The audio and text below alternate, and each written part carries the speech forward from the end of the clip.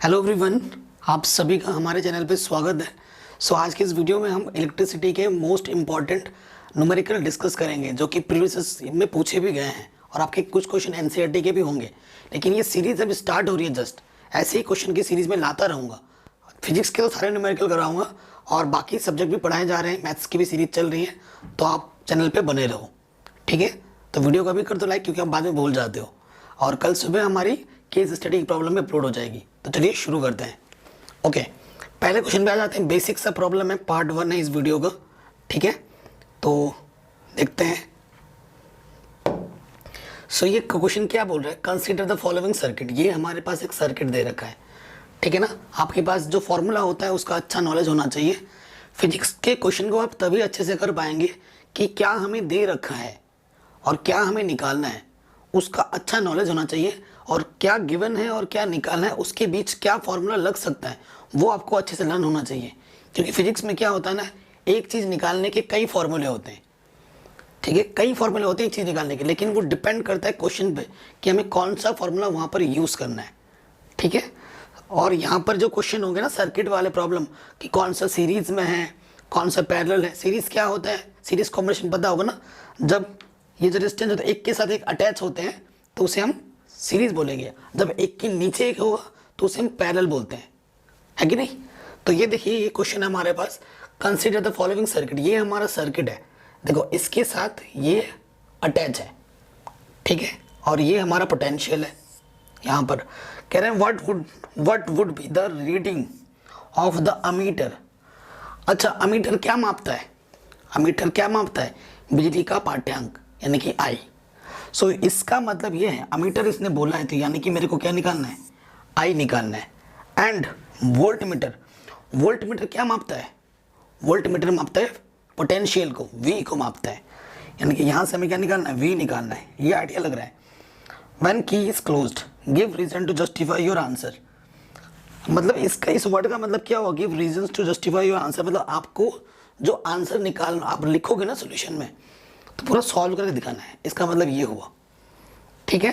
तो सबसे पहले हमें क्या निकालना है, हमें आई निकालना है और हमें क्या निकालना है, वी निकालना है, ठीक। तो चलिए शुरू करते हैं। पहला क्वेश्चन देखो, ये हमारे पास गिवन में जाओगे तो ये R1 है, ये R2 है और ये R3 है, ठीक। तो R1 5 है, R2 8 है, ठीक। मैं यहाँ कर देता हूँ सिंपल सॉल्व, यहाँ से देख लीजिएगा क्योंकि वो गिवन करके लिखेंगे। गिवन R1 कितना है, 5 ओम। ओम का नियम बहुत इंपॉर्टेंट है, एग्जाम में बार बार पूछा जाता है। R2 हमारे पास है 8 ओम और R3 हमारे पास है 12 ओम। ये देखो कैसे अटैच है, एक के साथ एक अटैच है। इसके जो एंड पोर्शन है इसके इनिशियल पोर्शन से अटैच है, ये तीनों एक साथ अटैच है। यानी कि ये किस कॉम्बिनेशन में है, since R1 R2 R3 are in series combination, ये लिखना होगा आपको। तो हम क्या लिखेंगे, since R1 R2 R3 is in series combination, series combination, okay. तो सीरीज कॉम्बिनेशन के लिए इसका जो टोटल आर होगा, टोटल रेजिस्टेंस होगा, वो फॉर्मूला क्या होता है, सीरीज में डायरेक्ट ऐड कर देते हैं, R1 plus R2 plus R3, clear. अब वैल्यूज पुटअप करो, 5 प्लस 8 प्लस 12 यानी कि 25 ओम हो जाएगा। कितना ओम हो जाएगा, 25 ओम, ठीक है। तो हमारा रेजिस्टेंस कितना आ गया, 25 आ गया, कोई दिक्कत नहीं यहाँ तक, ओके। अब हमें क्या निकालना है, अमीटर, अमीटर का पाठ्यांक निकालना है, रीडिंग निकालनी है, यानी कि आई। क्या निकालना है भाई, आई। आप क्या इसके बाद क्या लिखोगे, since we know that from Ohm's law क्या होता है, V equals to I R होता है। V इक्वल्स टू क्या होता है, आई आर। आप कहोगे सर व्हाट इज V। हमारे पास पोटेंशियल क्या दे रखा है, देखो पोटेंशियल V, वो हमें क्या दे रखा है, 6 वोल्ट, ठीक है। हमें निकालना क्या है, हमें निकालना I।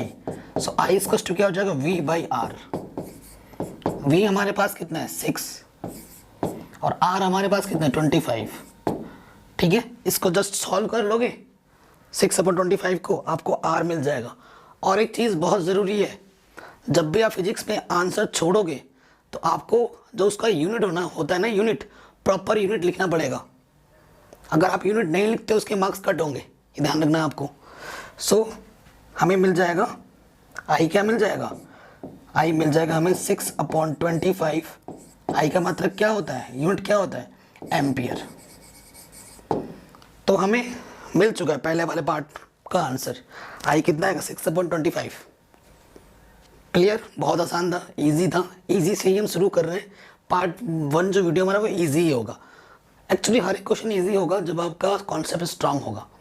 बस क्या दिया हुआ है, क्या निकालना है, इसका अच्छे से नॉलेज हो, फॉर्मूला अच्छे से पता हो, सॉल्यूशन ढंग से करो, यूनिट रखो, आंसर आएगा आपका। सेकंड पार्ट में हमें क्या निकालना है, हमें वोल्टमीटर निकालना है। किसके लिए, इसके लिए यहाँ पर वोल्टमीटर लगाए, देखो यहाँ पर क्या लगाए, वोल्टमीटर लगाए, ठीक। सो इसके लिए बात करनी है। और यहाँ पर आर हमारा कितना है, 12 है, यहाँ आर कितना हमारा 12 है, तो इसके लिए बात करना है। तो 6/25 हमारा आई आया, वो ध्यान रखना है, ठीक है। नाउ अब ये सेकंड पार्ट के लिए कर रहे हैं, ये पार्ट सेकंड इस क्वेश्चन का, ठीक है। हमें क्या निकालना है, वी, हम जानते हैं वी इसका क्या होता है, आई आर।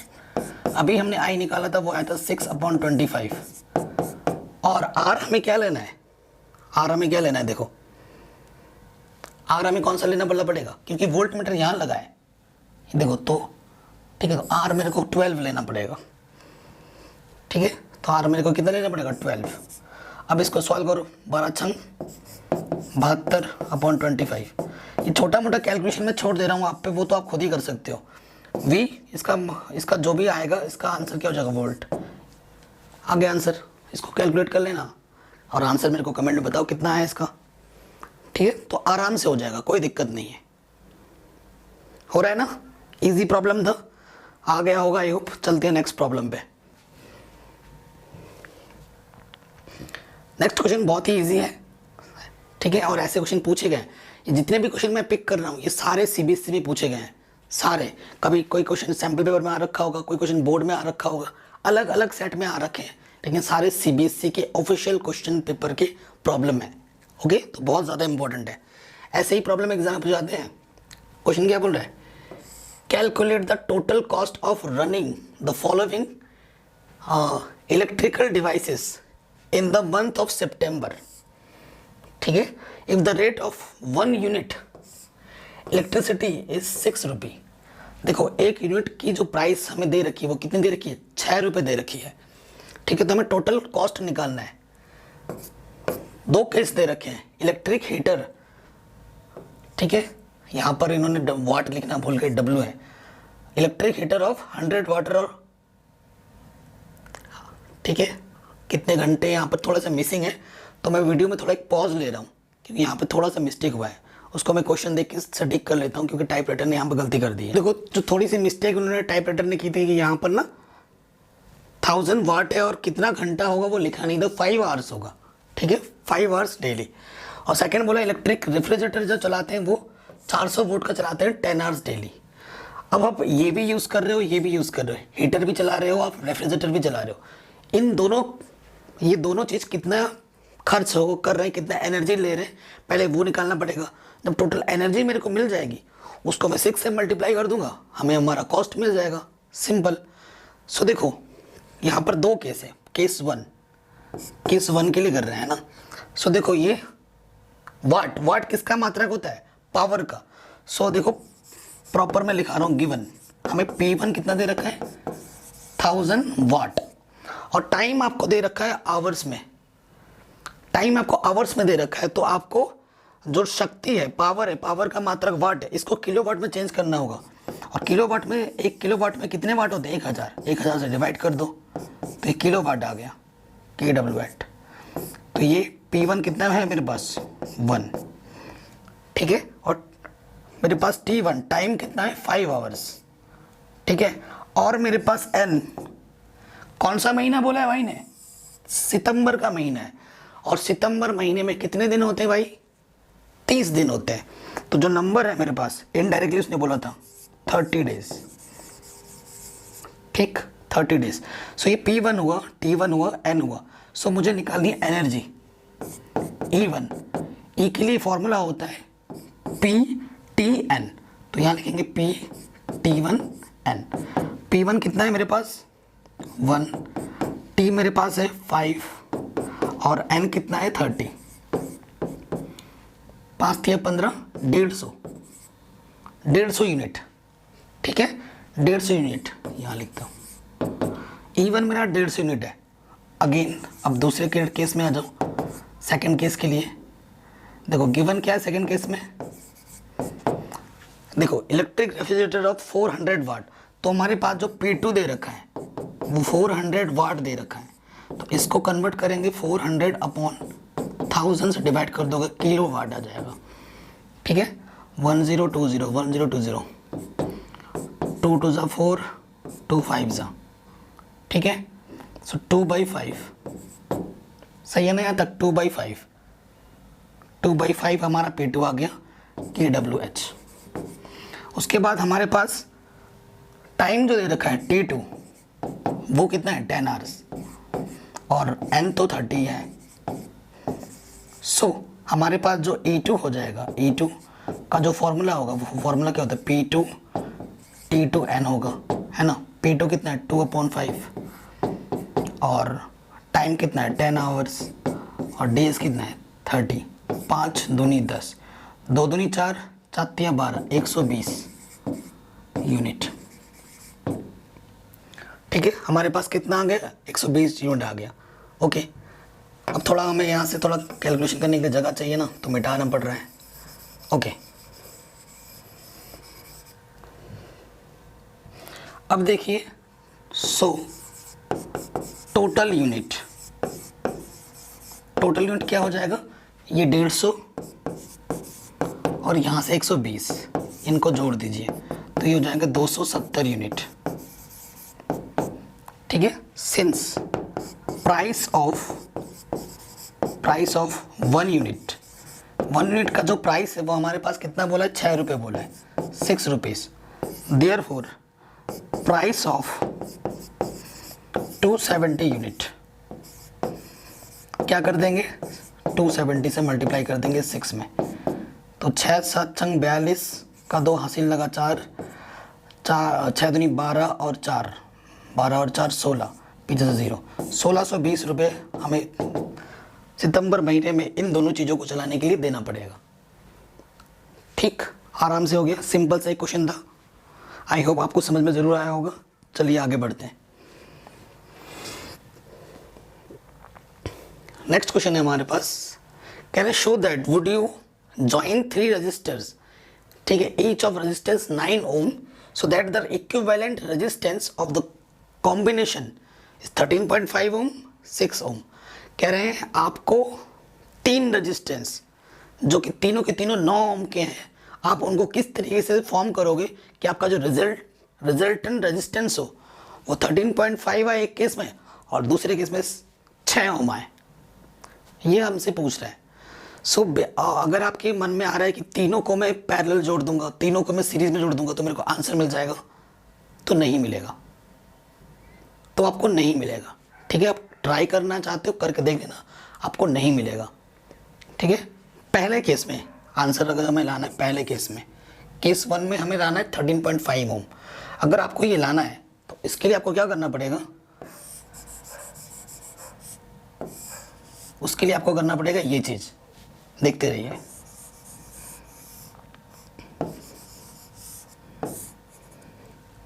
ठीक है, ये भी 9 ओम है, ये भी 9 ओम है, ये भी 9 ओम है।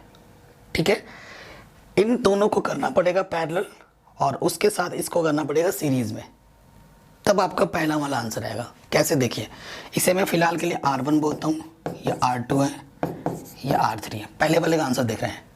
ठीक है, since R2 and R3 is इन किस कॉम्बिनेशन में, पैरेलल। ठीक है, पैरेलल के लिए 1/R लिखते हैं, तो यहाँ पर मैं 1/R डैश लिख रहा हूँ, तो ये हो जाएगा 1/9 प्लस 1/9, तो ये हो जाएगा 2/9। कोई दिक्कत नहीं है। सो आर डैश क्या हो जाएगा मेरा, आर डैश हो जाएगा 9/2 विच इज़ 4.5 ओम। अब ये जो इन दोनों का साथ एक आ जाएगा, वो चीज़ और ये चीज़ आपस में क्या हो जाएगी, सीरीज में हो जाएगी, सीरीज कॉम्बिनेशन में हो जाएगी।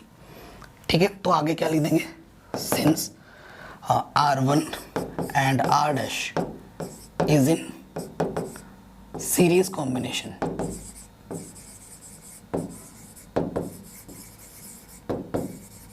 ठीक है, ये सीरीज कॉम्बिनेशन में। सो रिजल्टेंट क्या हो जाएगा, R इक्वल्स टू क्या हो जाएगा, R1 plus R dash. R1 कितना है मेरे पास 9 और R डैश आया था 4.5, ऐड कर दोगे 13.5 ओम। यही तो आपका आंसर है, यही तो आपको चाहिए था। ठीक है, आराम से आ गया, बहुत इजी क्वेश्चन था। नेक्स्ट पार्ट में आपको लाना है 6 ओम। नेक्स्ट पार्ट में आपको क्या लाना है 6 ओम। तो देखो किसको कैसे करेंगे, इरेजर बताओ इसको कैसे करेंगे, कमेंट में आंसर बताओ फटाफट। इसे वीडियो को पॉज करके कमेंट में आंसर बताओ, देखते हैं आपका आंसर सही आता है गलत आता है, फिर देख लेना, आप मैच कर लेना। बताइए क्या होगा। तो सेकंड पार्ट में अगर आपको आंसर लाना है ना, तो आपको क्या करना होगा, 2 को सीरीज में रखना है और 1 को रखना है पैरेलल। 9 ओम 9 ओम 9 ओम। ठीक, तो ये इसे मैं बोल देता हूँ R1, ये R2 है, ये R3 है। R1 और R2 किस कॉम्बिनेशन में, सीरीज कॉम्बिनेशन में, since R1 R2 in series combination. So वो R डैश बोल देता हूँ, R डैश क्या हो जाएगा, R1 plus R2 means 9 plus 9 which is 18 ओम।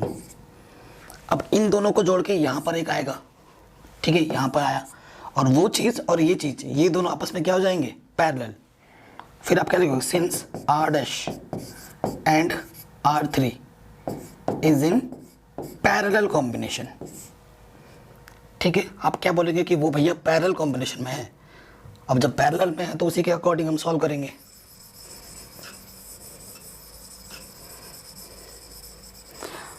ठीक है, तो पैरेलल के लिए सॉल्व करते हैं, देखिए क्या हो जाएगा। देखिए पैरेलल है तो मैं रिजल्टेंट को 1/r बोलूँगा। सो ये क्या हो जाएगा, 1/r डैश प्लस 1/r3, यही होगा।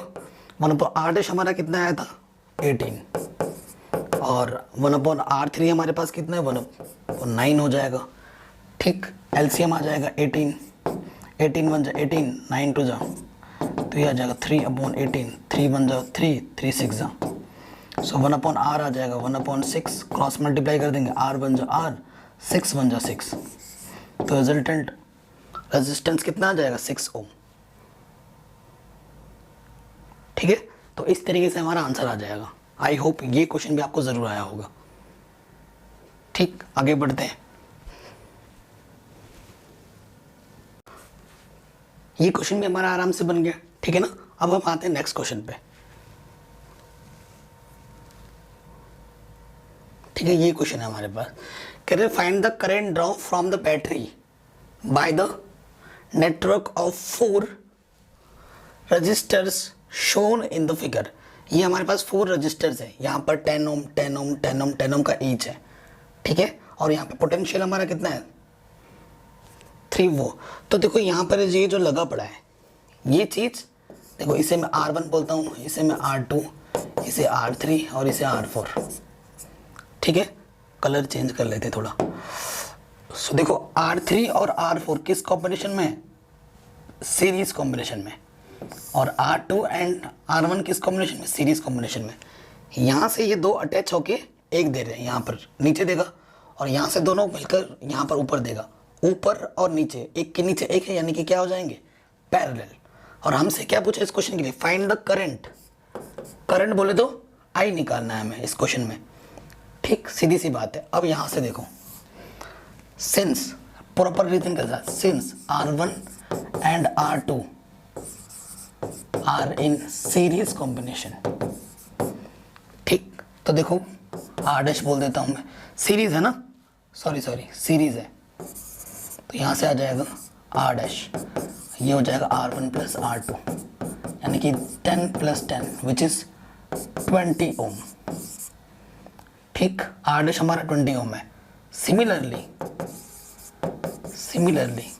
आर डबल डैश बोल देता हूँ, R3 एंड R4, ये भी किस कॉम्बिनेशन में है, सीरीज कॉम्बिनेशन में है, तो ये क्या हो जाएगा R3 plus R4 which is 10 plus 10 यानी कि 20 ओम। अब यहाँ पर मेरा आ गया R डैश, यहाँ पर आ गया मेरा R double dash. R dash और R डबल डैश एक के नीचे एक, यानी कि किस कॉम्बिनेशन में, ये पैरेलल। तो आपको क्या लिखना होगा, since R dash and R double dash are in parallel combination, therefore जो इनका रेजिस्टेंस होगा 1/r इसको हो जाएगा 1/r dash plus 1/r double dash. Value put up करेंगे 1/20 प्लस 1/20, तो ये आ जाएगा 2/20, 1/10, 1/r। क्रॉस मल्टीप्लाई करेंगे, r 1 जा r, 10 1 जा 10। तो इनका जो तुल्य प्रतिरोध होगा, ठीक है, वो कितना होगा, 10 ओम होगा। ये तो पता चलेगा कि इनका तुल्य प्रतिरोध 10 ओम होगा, लेकिन हमें निकालना है करंट I। तो पोटेंशियल हमें कितना दे रखा है, सिंस गिवन क्या है हमारे पास, पोटेंशियल हमारा कितने पास दे रखा है, V हमें क्या दे रखा है, 3। ठीक, और हमें क्या निकालना है, करंट I निकालना है। और आपको पता है सिंस V इक्वल टू क्या होता है, I R, हमें निकालना है I, यानी कि हो जाएगा V/R। ठीक, अब V हमें कितना दे रखा है, 3, R दे रखा है 10, 10 से डिवाइड कर दोगे तो क्या आ जाएगा 0.3 एम्पियर। ठीक है, तो ये आंसर आ गया। इतना इजी क्वेश्चन था ये हमारा, और ये भी वो CBSE बोर्ड एग्जाम में पूछा गया है। आई होप आपको समझ में ज़रूर आया होगा। नेक्स्ट क्वेश्चन में आते हैं। क्वेश्चन हमसे क्या बोल रहा है, 2 लैम्प्स, हमारे पास 2 लैम्प्स हैं।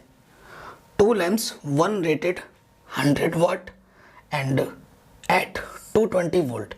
जो पहला लैम्प है वो 100 वाट का है 220 वोल्ट पर, and the other 200 watt at same 220 volt are connected in one series, and दूसरा कनेक्ट करना हमें in parallel to electric main supply of 220 volt. Okay, find the connect draw in each case. ठीक है, ये चीज़ हमें पता करनी है। करंट निकालना है, इसमें से क्या निकालना है, इस पर केस के लिए करंट निकालना है। ओके, सो देखो, करंट अगर हमें निकालना है, इसमें बोला है कि उसको आपको सीरीज केस के लिए भी निकालना है, पैरेलल केस के लिए भी निकालना है। ठीक है, क्वेश्चन इंपॉर्टेंट है।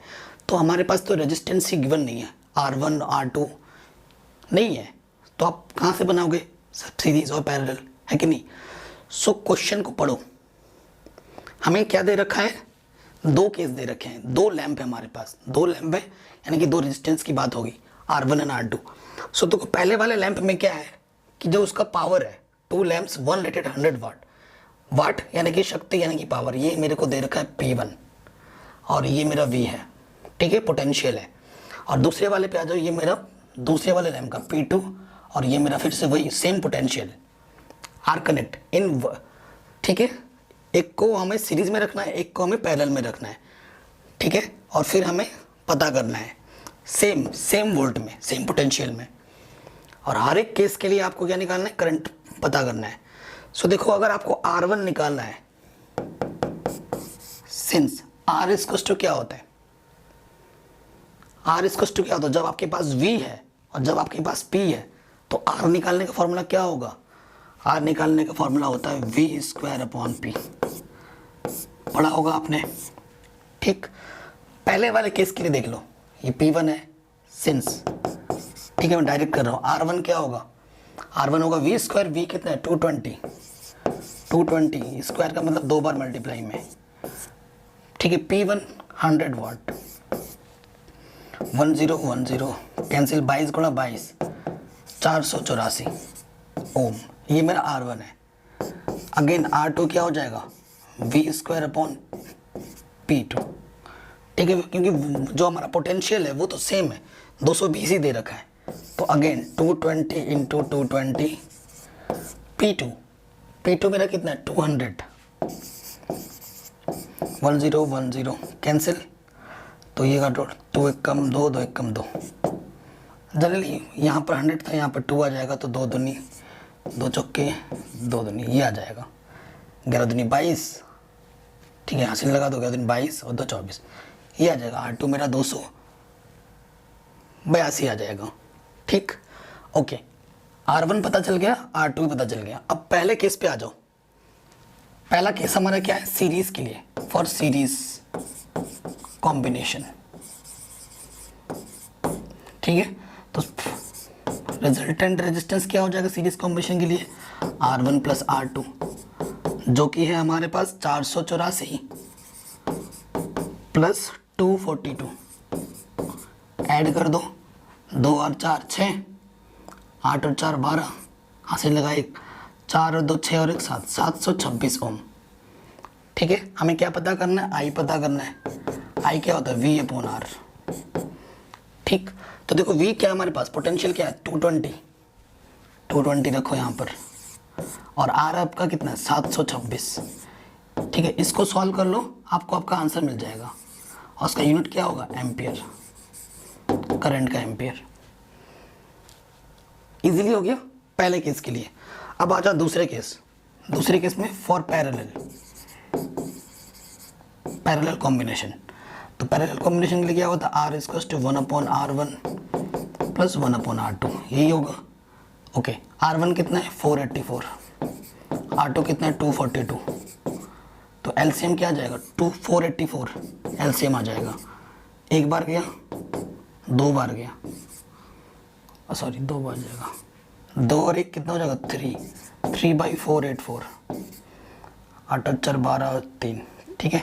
सो 1 अपॉन R, तो R क्या हो जाएगा 484/3 ओम, ठीक है। हमें इस केस के लिए क्या निकालना है, I निकालना है। I की वैल्यू क्या होती है V अपॉन R, ठीक है। R आपको 220 गिवन है, तो यहाँ रख दो 220, ठीक है। R कितना है 484 अपॉन 3, ये अपॉन का 3 कहाँ जाएगा, ऊपर मल्टीप्लाई में। सो इसको मैं यहाँ सॉल्व कर दे रहा हूँ, कितना है यहाँ पर, और यहाँ पे आ जाएगा I is to 220 into 3 upon 484। So देखो 22 से कम 22 0, ठीक है। तो ये क्या हो जाएगा, 22 गुणा 22 484 होता है, तो ये आएगा 22 दूनी 44, ठीक है। तो 22 आ जाएगा, और काटो। सो यहाँ से देखो 2 पंजे 10 11, ऊपर आ जाएगा 15/11, इसको सॉल्व कर लेना, 15/11 को आपको आपका आंसर मिल जाएगा, उतना एम्पियर, सेकंड केस के लिए भी, ठीक है। तो ये आज के इस वीडियो में हमने 5 क्वेश्चन किए हैं, आई होप आपको समझ में ज़रूर आए होंगे, ठीक। ऐसे ही मैं आपके लिए सीरीज लाऊंगा, मैं चाहता तो बहुत लंबी वीडियो बना सकता था, मैंने सोचा आपको पार्ट में दूं ताकि आप पर प्रेशर नहीं पड़े इतना लंबा वीडियो देखने का। तो ये फिर 5 क्वेश्चन देखो, इसके बाद इसी टॉपिक पे और 5 क्वेश्चन लाऊंगा, फिर और 5 क्वेश्चन चैप्टर वाइज आपको देते रहूँगा, ठीक है। अगर वीडियो अच्छी लगी तो लाइक शेयर ज़रूर कर देना, आई होप आप ज़रूर करोगे। थैंक्स फॉर वॉचिंग, मिलते हैं नेक्स्ट वीडियो में। सुबह आपको केस स्टडी क्वेश्चन मिल जाएंगे मैथ्स के। जय हिंद।